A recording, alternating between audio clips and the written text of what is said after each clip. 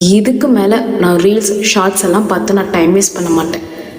இதுக்கு மேலே நான் பொய் சொல்ல மாட்டேன், கெட்ட வார்த்தை பேச மாட்டேன், ஆல்கஹால் கன்சியூம் பண்ண மாட்டேன், சிகரெட் பிடிக்க மாட்டேன், கர்த்தருக்கு பிரியமில்லாத எதையும் நான் செய்ய மாட்டேன் அப்படின்னு தீர்மானம் பண்ணியும் திரும்பவும் அதையே செய்கிறீங்களா?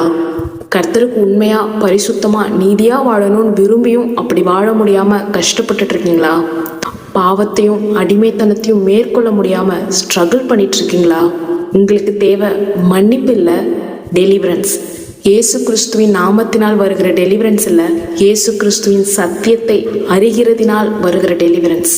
சத்தியத்தையும் அறிவீர்கள், சத்தியம் உங்களை விடுதலையாக்கும். நீங்கள் நன்மை செய்ய விரும்பியும் நீங்கள் தீமை செய்கிறீங்க, நீங்கள் பாவம் செய்கிறீங்க அப்படின்னா பாவம் உங்களை ஆளுகை செய்துன்னு அர்த்தம், பாவம் உங்களை சிறைப்படுத்தி வைத்திருக்குன்னு அர்த்தம். நீங்கள் இந்த 2 சத்தியத்தை அறிந்து கொள்ளும்போது இந்த பாவத்தின் வல்லமையிலிருந்து நீங்கள் விடுதலையாக்கப்படுவீங்க. முதலாவது சத்தியம், தேவன் இயேசு கிறிஸ்துவின் மாம்சத்திலே பாவத்தை ஆக்கினைக்குள்ளாக தீர்த்தார். அதாவது பாவத்தை தேவன் பனிஷ் பண்ணிட்டாரு. பாவத்தினுடைய வல்லமை சிலுவையில் வலு இழந்து போயிற்று. ஸோ பாவத்துக்கு உங்கள் மேலேயும் என் மேலேயும் எந்த அதிகாரமும் இல்லை. 2வது சத்தியம், கிறிஸ்து எழுந்திராவிட்டால் நீங்கள் இன்னும் உங்கள் பாவங்களில் இருப்பீர்கள். ஒருவேளை கிறிஸ்து உயிர் தெழாமல் இருந்திருந்தா ஒரு நாள் பாவம் செய்கிறது, அப்புறம் 2 நாள் நல்லா இருக்கிறது, திரும்பவும் பாவம் செய்கிறது, திரும்ப 2 நாள் நல்லா இருக்கிறது, அந்த சைக்கிள் கண்டினியூ ஆகிக்கிட்டே தான் இருந்திருக்கும்.